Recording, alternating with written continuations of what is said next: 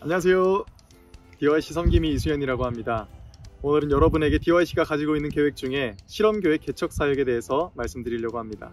DYC는 지역별, 국가별로 실험교회를 계속해서 세워나갈 것이라는 계획을 가지고 있습니다. 각 지역과 국가에 복음이 필요한 모든 곳에 실험교회들을 세워나가며 그곳이 카페이든 식당이든 헬스장이든 사무실이든 성도들이 모일 수 있는 모든 공간에서 하나님이 원하시는 교회의 모습을 만들어가 보려고 합니다.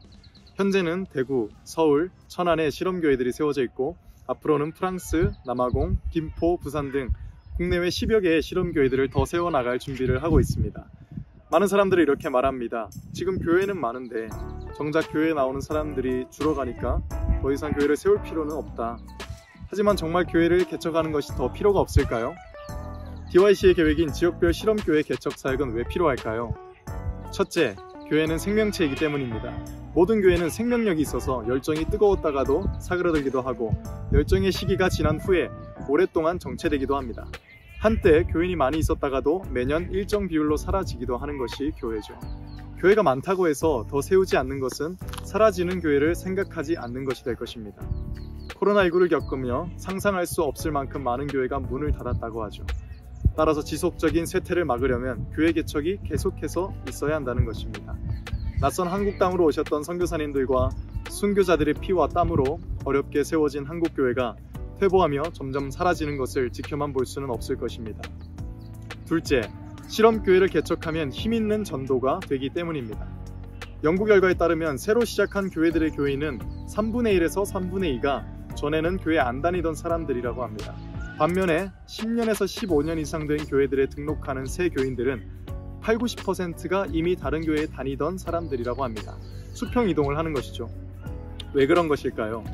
교회가 오래될수록 제도적으로 교회 밖의 비신자들이 아니라 교회 안에 모인 성도들 중심으로 교회의 자원과 에너지가 사용되기 때문이라고 합니다. 물론 그렇게 되는 것이 자연스럽고 바람직한 일이죠. 하지만 힘있게 복음을 전하는 일을 멈추어서는 안 될 것입니다. 이것이 우리가 새롭게 실험교회들을 계속해서 지역별로 개척해 나가야 하는 이유입니다. 또한 실험교회들이 오래된 교회들에게도 유익한 점이 있습니다. 새 신자들이 전도되었을 때 본인의 관습과 문화가 기존 전통교회에 더 맞다고 느껴서 전통교회로 가게 되는 경우도 생깁니다.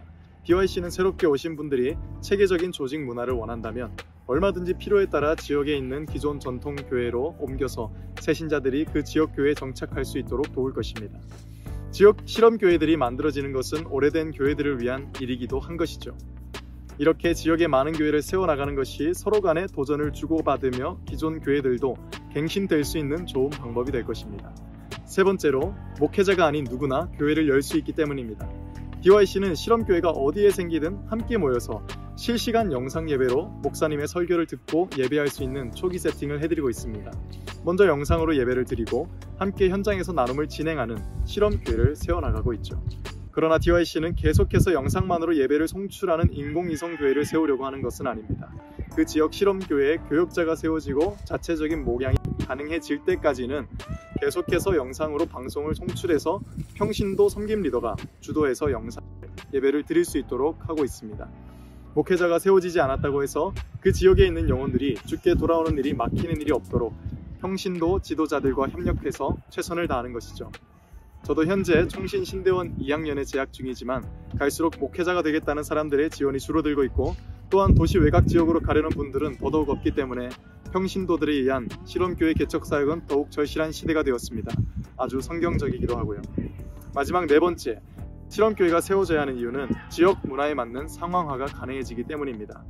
DYC 실험교회는 각 지역마다 일원화된 모습으로 세워지지 않습니다.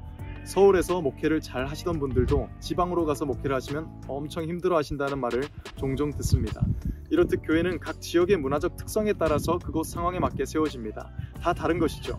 그렇다면 그 지역을 잘 알고 계신 분들이 누구일까요? 다른 지역에서 오신 지 얼마 되지 않은 교역자분들이 아니라 그 지역에서 오랜 기간 살아오신 크리스천 분들이십니다. 그 지역의 사람들의 상황을 잘 알고 계시고 이미 관계가 형성되어 있습니다. DYC 실험교회는 사람들을 오라고만 하는 교회가 아니라 사람들의 삶에 들어가는 교회입니다. 특별히 요즘 세대들은 복음으로 인도하기 위해서는 그들의 삶 속으로 뛰어들어가 함께 소통하고 그들의 눈높이에서 복음을 전하는 것이 중요하기 때문에 각 실험교회에서 교역자나 평신도 할 것 없이 누구든 도전해 볼 수 있는 이 시대에 꼭 필요한 교회라고 생각됩니다. 앞서 말씀드린 4가지 이유뿐만 아니라 실험교회가 계속해서 세워져 가야 하는 이유에 대해서 뒷받침할 근거들이 많이 있습니다. 이렇듯 DYC는 날마다 예수님께 엎드려 예수님께서 이 지역에 어떤 교회의 모습을 원하시는지 예수님께 답을 구하며 나아가려고 합니다. 예수님만이 각 실험교회 개척자이시기 때문입니다. 예수님만이 그분의 교회를 세우시고 지도자들도 만들어 가시며 음부의 권세가 두려워 떠는 그리스도의 군기가 힘차게 휘날리는 교회를 세워 나가실 수 있다고 믿습니다. 끝으로 지역별로 국가별로 실험교회들을 세워나가기 위해서 다양한 분야의 크리스천 분들과 만남을 가지고 있습니다. 개인 사업체를 운영하고 계신 분들, 직장을 다니고 계신 분들, 음악가 분들 등 사회의 여러 분야에서 뛰고 계시는 분들과 비전을 나누며 함께 미래를 그려가고 있습니다. 이렇듯 우리는 각 지역에서 실험교회를 개척하여 각 지역 특성에 맞는 예배 및 소그룹을 이끌어 가실 분들을 찾고 있습니다. 그리고 실험교회 개척과 유지를 위한 재정과 소그룹 운영을 위한 재정 지원이 필요한 상황입니다. 현재 DYC는 자문위원 목사님의 교회 차량을 이용하고 있는데요. 앞으로는 더욱 활발한 활동을 위해 DYC만의 차량도 필요한 상황입니다. 이러한 필요들을 함께 재정으로 후원해 주실 분들도 찾고 있습니다. 다시 한번 이 시대에 예수의 복음을 힘있게 전하기 위한 발걸음에 함께 하실 여러분을 기다립니다. 감사합니다.